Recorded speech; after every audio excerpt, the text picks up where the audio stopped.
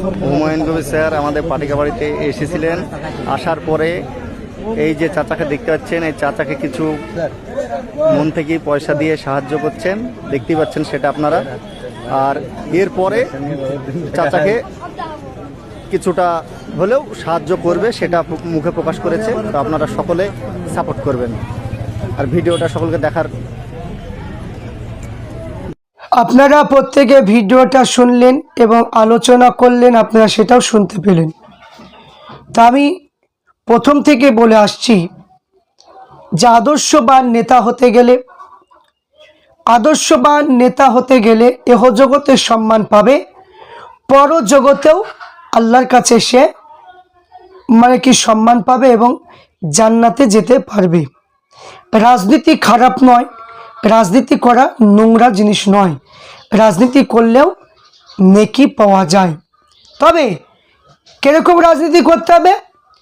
আমি যখন একটা নেতা হব, আমি যখন একটা নেতা যখন হয়ে যাব, জনগণ আমাকে নেতা বানাবে, আমার কাজ হলো যখন আমি জনগণের ভোটে যখন আমি জিতব, আমার কাজ হলো যে গরিব মানুষ যারা আছে, এতিম মানুষ যারা আছে, তাদেরকে আমরা খোঁজ করে করে তাদের বাড়িতে যাওয়া, তাদের কি অসুবিধা আছে না আছে সেইগুলো দেখা, যদি ঘর যদি না থাকে তাদের ঘরের ব্যবস্থা করে দেওয়া, তাদের পানিরও যদি ব্যবস্থা না থাকে পানির ব্যবস্থা করে দেওয়া, তারা যে টাকার অভাবে হয়তো ট্রিটমেন্ট করতে পারে না ভালো ডাক্তারের কাছে, সেগুলো ব্যবস্থা করে দেওয়া। এক কথায় কোনো মানুষ যেন কোনো অসহায় বিপদে যেন না পড়ে যায়। সব সময় মানুষের হয়ে কাজ করতে হবে, মানুষের পাশে থাকতে হবে, মানুষকে ভালোবাসতে হবে। এই রকমভাবে যদি কাজ যদি করতে পারে, সে যে কোনো দলের মানুষ হোক না কেন, যে কোনো উপযুক্ত ব্যক্তি হোক না কেন, এহ জগতের সম্মান প্রত্যেকটা মানুষের কাছে পাবে এবং পরজগতেও সে ভালো থাকতে পারবে। এইটাই আমরা বারবার প্রত্যেকটা ভিডিওর মাধ্যমে এই বার্তাটি আমরা দিতে চাই। এখানে দেখুন, রাজনীতি করেছেন বা রাজনীতি ছিলেন, এখন যে নোংরা রাজনীতি, এইরকম রাজনীতি ছিল না। শিক্ষা নিতে হবে মুসলিম জানের দ্বিতীয় খলিফা হযরত উমারে ফারুকের আদর্শটা শিখতে হবে। আদর্শ শিখে বর্তমান সময় নেতাদের শিক্ষা নেওয়া উচিত।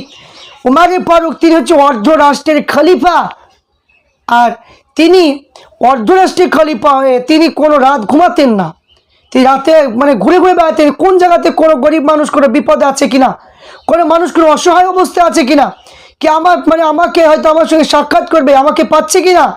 কিন্তু এখানে খোঁজ করে করে দেখতেন, কোনো মানুষ বিপদে পড়লে তার পাশে গিয়ে দাঁড়াতেন।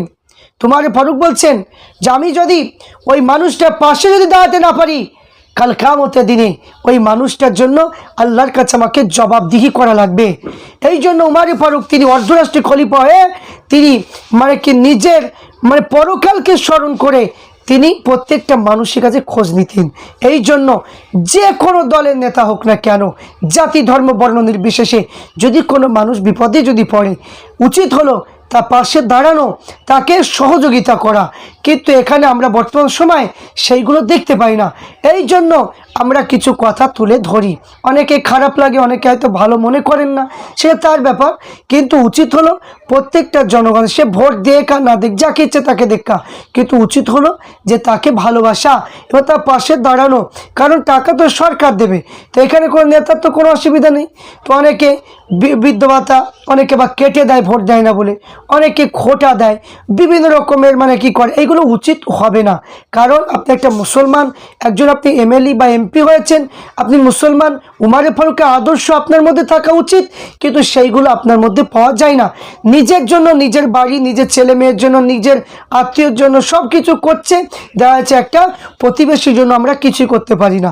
এই জন্য মনে করছেন দুনিয়া দুদিনকার দুনিয়াতে আপনি সুখ ভোগ করছেন, মানুষকে ক্ষমতা দেখাচ্ছেন, শক্তি দেখাচ্ছেন, এইগুলো কোনোদিন থাকবে না, সবই ধ্বংস হয়ে যাবে। তাই পরকাল যদি ভালো থাকতে হয়, এই উমারে ফারুকের ইতিহাস পড়ে মানে কি আসনে বসে মানে সমাজ চালাবেন। অবশ্যই প্রত্যেক বছরই আপনার যখনই ভোট হবে আপনি বিপুল ভোটে জয় করতে পারবেন। তা আমি প্রত্যেককে বলবো যে অনুরোধ করে বলবো যে আদর্শবান নেতা হওয়ার কথা মানে কি হতে হবে, কারণ প্রত্যেকটা মানুষকে মানে কি পাওয়ার জন্য প্রত্যেকটা মানুষ মানে কি সুস্থ থাকতে পারে, ভালো পরিবেশ তৈরি করতে পারে, এইরকম আদর্শবান একটা নেতা হওয়া উচিত বলে আমরা মনে করি। তাই প্রত্যেককে বলবো 4 তারিখে মানে কি ভোটের রেজাল্ট জানি না কোন দল কে জিতবে, মানে কি 4 তারিখে সবাই অপেক্ষা আছে, দেখা যাক কোন দল মানে কে জিতে মানুষ কাকে আশীর্বাদ করেছে। যারা আশীর্বাদ করেছে যারাই জিতবে প্রত্যেককে অগ্রিম শুভেচ্ছা জানাচ্ছি এবং প্রত্যেককে বলবো হযরত উমর ফারুকের মতো আদর্শবান হয়ে আপনারা প্রথম মানে শপথ গ্রহণ করবেন। আমি প্রত্যেককে এই অনুরোধ আমি করতে চাই।